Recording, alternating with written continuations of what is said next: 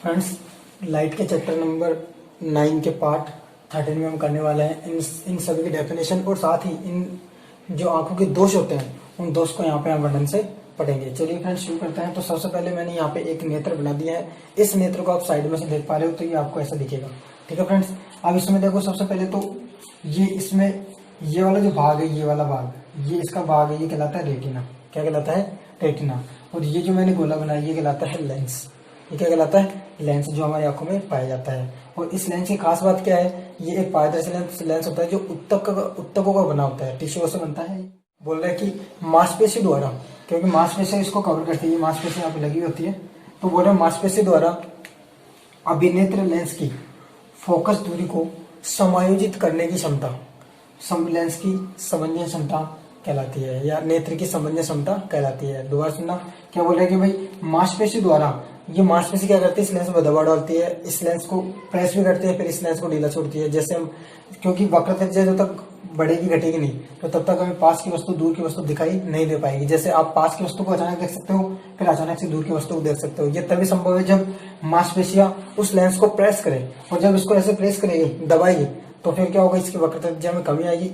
इसको ढीला छोड़ेगी तो इसकी वक्रता त्रिज्या में वृद्धि हो जाएगी, ताकि हमारी आंख, ताकि वस्तु का प्रतिबिंब हमारी रेटिना पे बन सके। ठीक है फ्रेंड्स, ये होती है समंजन क्षमता की डेफिनेशन।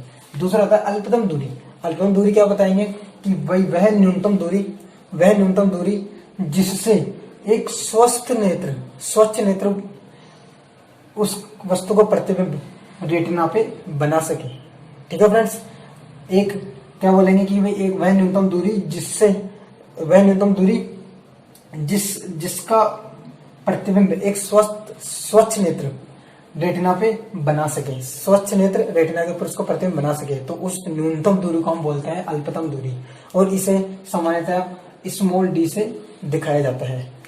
एंड जो अपने ये लेंस है, सामान्य नेत्र के लिए अल्पतम दूरी जो होती है वो 25 सेमी होती है। मतलब कि हम एक किसी वस्तु को 25 सेमी तक देख सकते हैं। अगर हम पास में आएंगे तो हमें ज्यादा आंखों पर प्रेशर पड़ेगा, तो हमारे वो दोष भी हो सकते हैं, इसलिए हम क्या करते हैं 25 सेमी पे इसको देख पाते हैं। ओके फ्रेंड्स, ये हो गई अल्पतम दूरी। इसके बाद आता है दीर्घतम दूरी। दीर्घतम दूरी क्या होती है बताएंगे कि भाई वह अधिकतम दूरी जिसको एक स्वच्छ नेत्र आसानी से देख सकता है, दीर्घतम दूरी कहलाती है। और एक स्वस्थ नेत्र के लिए दीर्घतम दूरी जो होती है वो अनंत होती है, जो हम आराम से देख सकते हैं। फॉर एग्जांपल, जैसे हम आकाश को देख पाते हैं तो स्वच्छ नेत्र के कारण देख पाते हैं आकाश को, तो अनंत है आकाश, तो अनंत दीर्घतम दूरी कितनी होती है? अनंत होती है। ओके फ्रेंड, अब इसके बाद हम पढ़ते हैं, एक और आता है इसके बीच में लिखा नहीं, वो दृष्टिपरास। ये क्या होता है? दृष्टिपरास बताएंगे भाई अल्पतम दूरी और दीर्घतम दूरी के बीच का जो अंतर है उसको हम बोलते हैं दृष्टिपरास। ओके फ्रेंड्स, अब इससे पहले रोग पढ़ाने से पहले मैं आपको एक चीज और पढ़ाना चाहूंगा, वो टॉपिक बहुत इंपॉर्टेंट है। चलिए उसको पढ़ लेते हैं। देखिए फ्रेंड्स, हम पढ़ रहे हैं लेंस की क्षमता। ये टॉपिक मिस हो गया था, अब ये वाला पढ़ रहे हैं हम टॉपिक। क्या करते हैं? लेंस की क्षमता के बारे में पढ़ेंगे। तो सबसे पहले बताएंगे भाई कोई भी लेंस है, अब मैं नॉर्मल लेंस पे आ रहा हूँ, अपने कौन से वाले जो हमने पढ़े थे, ये लेंस मान लो उत्तल लेंस है। तो किसी भी लेंस द्वारा प्रकाश किरणों को अपसारित मतलब फैलाना, अभिसारित मतलब एकत्रित करना की क्षमता को, किसी लेंस द्वारा प्रकाश किरणों को अपसारित या अभिसारित करने की जो क्षमता होती है, उस क्षमता को हम बोलते हैं लेंस की क्षमता। उसको हम बोलते हैं लेंस की क्षमता। ओके फ्रेंड्स, और बताएंगे कि भाई लेंस की क्षमता जो होती है, एक तो ये होती है, और इसका जो फॉर्मूला होता है फ्रेंड्स, वो फॉर्मूला निकल के आता है मेरे पास। इसको पी से दिखाते हैं, पी होता है 1/f, और ये चलती है हमेशा, सॉरी यहाँ पे जो एफ है वो मीटर में आएगी, अभी बताऊंगा कैसे। तो ये मतलब अगर दूसरी परिभाषा बनाए तो क्या बनाएंगे? बताएंगे इसके डेफिनेशन क्या बताएंगे कि फोकस दूरी के व्युत्क्रम को लेंस की क्षमता कहते हैं। अब इंपॉर्टेंट आता है दोस्तों इसका मात्रक, जो आप लगभग सब एग्जाम में पूछा जाता है। तो इसका मात्रक जो होता है वो होता है डाईऑप्टर। लेंस की क्षमता का मात्रक क्या होता है? डाईऑप्टर। ओके गाइस, ये याद रखना आपको, इसका मात्रक होता है डाईऑप्टर। कब होगा? जब फोकस दूरी मीटर में होगी। ठीक है, ये लेंस की क्षमता का मात्रक है। अब देखो, मैंने फोकस दूरी का व्युत्क्रम बताया, और मैंने आपको जब फोकस दूरी मतलब कि उत्तल लेंस पढ़ाए थे तो उसमें बताया था कि इस उत्तल लेंस में ये वाली फोकस दूरी काम में आती है, और ये वाली दूरी कैसे होती है? धनात्मक। तो यहाँ पे जब धनात्मक आएगा तो P का मान कैसा होगा, पॉजिटिव। मतलब क्या बोलूंगा कि उत्तल लेंस के लिए जो लेंस की क्षमता होती है वो धनात्मक होती है, और अवतल लेंस के लिए लेंस की क्षमता कैसे होती है, ऋणात्मक होती है। ओके गाइस, अब करते हैं इसका एक न्यूमेरिकल। देखिए फ्रेंड्स, एग्जाम्पल है, मैं पढ़ देता हूँ, आपको स्क्रीन बोर्ड पर क्वेश्चन दिख रहा होगा। किसी चश्मे का लेंस दूर से आने वाले प्रकाश को 25 सेमी दूरी पर स्थित दीवार पर प्रेक्षित करता है, तो लेंस की क्षमता ज्ञात करें। देखो क्या करेंगे, सबसे पहले दिया है, ये एग्जाम्पल नंबर आपके फर्स्ट बुक का, बोल रहा है कि इसने दिया प्रकाश को 25 सेमी दूरी पर स्थित प्रेक्षित कर रहा है। इसका मतलब दिया है हमें एफ का मान, फोकस दूरी का मान दे दिया, कितना है, 25 सेमी। लेकिन जब भी हम फोकस मतलब कि वो लेंस की क्षमता निकालेंगे तो इसको मीटर में चेंज करना होगा। तो 25/100 मीटर या 1/4 मीटर। ये क्या बताया आपने, फोकस दूरी दी है ना, इसको दिया है, ऐसे लिख देना फोकस दूरी, फोकस दूरी इधर रखा है, ये लिख दिया। और इसके बाद बोल रहे हैं लेंस की क्षमता निकालनी है। आता है लेंस की क्षमता, फॉर्मूला होता है P = 1/f। तो P = 1/f की वैल्यू 1/4। अब देखो यहाँ पे ऊपर अंश बटे हर में जब हो इसको, तभी आपको आराम से ये क्वेश्चन आ पाएगा। तो कैसे करते हैं, देखो ये 1 था, इसके नीचे क्वेश्चन तो 1/1 लगाओ, अंश बटे हर मतलब 1/1, अंश बटे हर भिन्न भाग में ऊपर जाएगी तो गुणा में, तो 4/1। तो P बराबर आ गया 4 मात्रक। ये क्या है, P क्या निकाली मैंने, क्षमता निकाली है, तो इसका मात्रक क्या होगा, डाईऑप्टर। ओके गाइस, ये हमारा हो गया आंसर इसका। बस इतना छोटा क्वेश्चन है। अब चलते हैं हम नेत्र के 200 पर। गाइस एक बात और बतानी है, P का मान प्लस में आया अपने, P का मान जब भी प्लस में आता है तो उस कंडीशन में लेंस कौन सा होगा, उत्तल होगा, क्योंकि प्लस में है, फोकस भी प्लस में दे रखी है, तो डेफिनेटली D का मान भी कैसा होगा, मतलब इसका लेंस की क्षमता का मान कैसा होगा, प्लस में होगा, और प्लस में है तो वो उत्तल लेंस आ जाएगा। ठीक है गाइस, यहाँ पे हम सबसे पहले पढ़ रहे हैं दृष्टि दोष एवं उनका निवारण। तो सबसे पहले पढ़े निकट दृष्टि दोष। ये क्या होता है, इसको इंग्लिश में बोलते हैं मायोपिया। आपको इंग्लिश में भी याद रखना है क्योंकि पूछ लेता है मायोपिया रोग किसे कहते हैं।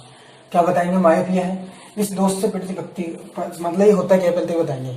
तो कैसे होता है बताएंगे कि भाई इस दोष में क्या होता है, बताएंगे कि भाई इस दोष से पीड़ित व्यक्ति को निकट, देखो निकट पढ़ रहे हैं तो ये उल्टा चलता है दोष, आपको याद रखना है, उल्टे चलता है। मतलब कि निकट दृष्टि दोष है तो इस दोष में व्यक्ति को पास की वस्तु तो स्पष्ट दिखाई देती है, परंतु दूर की वस्तुएं स्पष्ट दिखाई नहीं दे पाती है।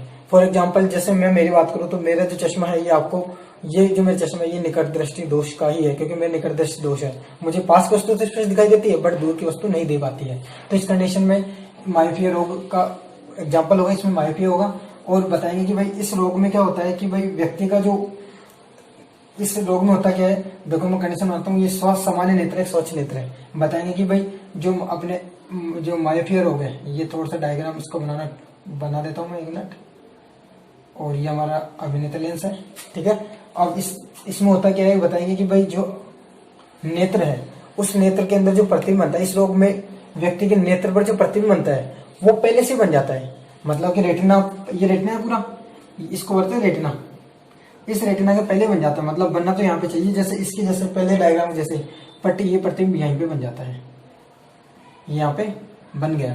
तो इससे क्या होगा कि जब प्रतिबिंब पहले बन गया तो उस व्यक्ति का जो, जिसको बोलते हैं हम दूर, जिसको हम बोल सकते हैं दूर का जो बिंदु है, वो क्या करता है, दूर का बिंदु पास में आ जाता है। ओके गाइस, दूर का बिंदु पास में आ जाता है। तो इस रोग का निवारण करने के लिए, इस रोग के निवारण करने के लिए हम इसके अंदर क्या लगाते हैं, अवतल लेंस का उपयोग करते हैं। कौन सा लेंस का, अवतल लेंस का।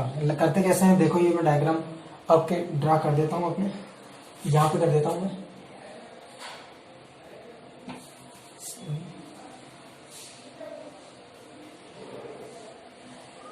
यह है, तो जैसे व्यक्ति के प्रतिबिंब को क्या करना होता है, यहाँ पे व्यक्ति हमें यहाँ पे उसके प्रतिबिंब को रेटिना पे सेटअप करना है। तो इसके लिए क्या करते हैं, उसका प्रतिबिंब पहले बन गया तो उसको रेटिना पे ले जाने के लिए क्या करते हैं, इसमें अवतल लेंस का यहाँ पे उपयोग कर देंगे। ये अवतल लेंस है जो किनारे पर से मोटा और बीच में से पतला होता है। तो ये क्या करता है, इसका प्रतिबिंब रेटिना पे फोकसित कर देगा। ओके गाइस, और यहाँ पे इसका प्रतिबिंब बना देगा किसी बिंदु पर, यहाँ पे इसका प्रतिबिंब क्रिएट कर देगा। कौन सा लेंस है ये, अवतल लेंस। ठीक है गाइस, इसमें इतने। अब करते हैं सेकंड वाला, दीर्घ दृष्टि दोष। गाइस सेकंड वाला है अपने दीर्घ दृष्टि दोष, जिसको बोलते हैं हाइपरमेट्रोपिया। इस रोग में क्या होता है, इस रोग से पीड़ित व्यक्ति को, देखो ये उल्टा है, बोला था ना उल्टा है, मतलब दीर्घ है तो उसको दूर की वस्तु तो साफ दिखाई देगी, परंतु पास की वस्तु स्पष्ट दिखाई नहीं देती है। अर्थात व्यक्ति का जो दूर वाला बिंदु है, सॉरी जो 25 सेमी वाला बिंदु है, वो क्या चल जाता है, दूर चला जाता है। इसका मतलब क्या हुआ, 25 सेमी जो निकटतम दृष्टि आपको होता है कि निकटतम, इसके अंदर अल्पतम दूरी कितनी होती है, 25 सेमी। वो जो 25 सेमी का बिंदु वो कहाँ पे चला जाता है, दूर चला जाता है। जैसे किसी व्यक्ति को आप देखते हो कि जो बड़े एज के व्यक्ति होते हैं वो हमेशा उनके दीर्घ दृष्टि दोष होता है, मतलब उनको दूर की वस्तु दिख जाएगी साफ, परंतु पास की वस्तु के लिए क्या करते हैं, चश्मे का इस्तेमाल करते हैं, इतने मोटे लेंस वालों का। ठीक है, तो ये कौन सा दीर्घ दृष्टि दोष है। अब बताएंगे क्या कि इस दोष से पीड़ित व्यक्ति को बताई दिया। अब इस दोष में होता क्या है, बताएंगे कि इस दोष के अंदर जो व्यक्ति का निकटतम बिंदु वो 25 सेमी से दूर चला जाता है। तो इसमें होता क्या है कि इसमें जो प्रतिबिंब बनता है, कौन से दोष में, दीर्घ दृष्टि दोष में प्रतिबिंब, ये मैंने पहले से बना दिया है, ये स्वस्थ नेत्र से सेम ही है। ये वाला देखो क्या होता है कि इसका जो प्रतिबिंब वो रेटिना पे नहीं बल्कि रेटिना के पीछे बन जाता है, और ये यहाँ पे आपके मिलता हुआ प्रतीक होगा, यहाँ पे मिल जाएगा ये ऐसे। तो ये क्या करते हैं, पीछे खसक जाते हैं। ये पीछे रेटिना के पहले, मतलब क्या होता है, उसमें पहले बन रहा था, इसमें रेटिना के बाद बनता है। ओके गाइस, अब चलते हैं, सॉरी, अब इसके बाद इस रोग के निवारण के लिए करते क्या है ये भी तो देखेंगे। तो इस रोग के निवारण करने के लिए, इस रोग का निवारण करने के लिए क्या करते हैं, हमेशा उत्तल लेंस का उपयोग करते हैं। कौन से लेंस का, उत्तल लेंस का। ये लेंस करता क्या है कि इसका जो प्रतिबिंब है, वस्तु का प्रतिबिंब, वो 25 सेमी पर बना देता है। जैसे प्रतिबिंब यहाँ पे बन रहा है उसका, तो ये जो लेंस आएगा उसको प्रतिबिंब कहाँ बना देगा, यहाँ पे इसका प्रतिबिंब बना देगा, इस वस्तु को प्रतिबिंब यहाँ बना देगा, ताकि पुस्तक चाहे यहाँ पे होगी तो उस वस्तु को पुस्तक कहाँ पे दिखेगी, यहाँ पे, और वो आराम से इसको पढ़ सकते हैं। इसलिए इस लेंस का उपयोग यहाँ पे किया जाता है। उत्तल लेंस समझते हो ना, जो किनारों पर से पतला बीच से मोटा होता है। ओके गाइस, अब चलते हैं तीसरे वाले दोष पे, दृष्टि वैषम्य या अबिंदुकता। देखो दृष्टि वैषम्य या अबिंदुकता, इसको बोलते हैं एस्टिग्मैटिज्म रोग।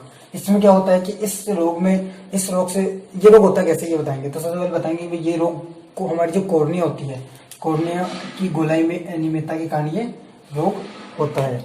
कॉर्निया की गोलाई में अनियमितता के कारण ये रोग होता है, पहले तो ये बताएंगे, फिर उसके बाद बताएंगे कि भाई इस रोग से पीड़ित व्यक्ति को, जैसे ये नेत्र लेंस है, इस रोग से पीड़ित व्यक्ति को जो वस्तु है, मतलब कि क्षैतिज रेखा और ऊर्ध्वाधर रेखा, जो आपने ग्राफ पेपर देखा, ग्राफ पेपर, उसकी जो लाइनें हैं वो क्या होती है, एक समान रूप से दिखाई नहीं देती। उसको पता है ऐसे दिखाई नहीं देगा, कैसे दिखाई देती है इस रोग से पीड़ित व्यक्ति को, वो रेखाएं ऐसे उसको गोला का, मतलब कि थोड़ी मुड़ी हुई प्रतीत होगी इस रोग से पीड़ित व्यक्ति को।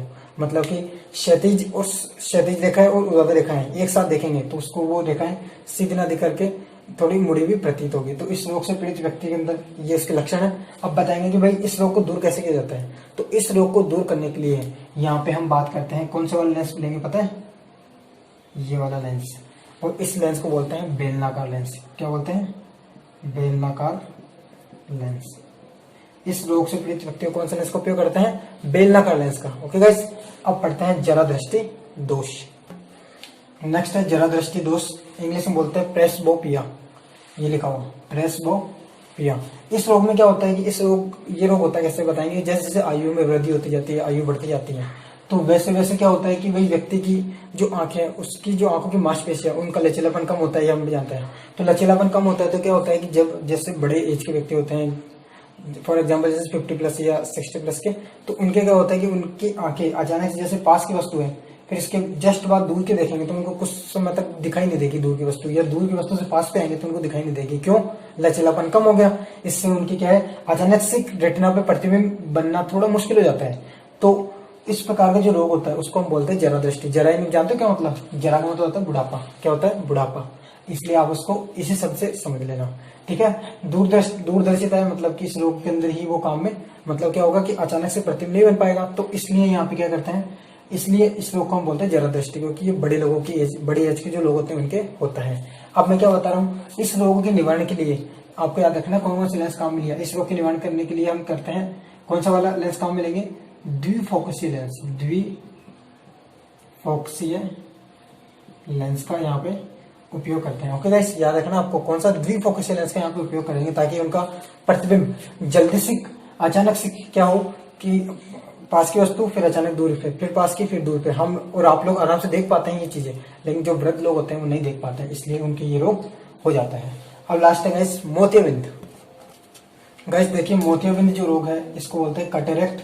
ये जो रोग है ये सेम टू सेम इस जरा के जैसा है, लेकिन आगे थोड़ा सा अलग है। क्या बताएंगे, जैसे जैसे आयु बढ़ती जाती है तो आयु बढ़ेगी तो व्यक्ति की आंख का लचीलापन मतलब मांसपेशियों का लचीलापन कम होता है। तो इस कंडीशन में क्या होता है कि हमारी जो आंख की पुतली है उसका कार्य होता है प्रकाश किरणों को अंदर मतलब कि उसको अपवर्तित करना, अपवर्तित करती है प्रकाश किरणों को। पुतली पिपल्स जो है वो क्या करती है, प्रकाश किरणों को अपवर्तित करती है।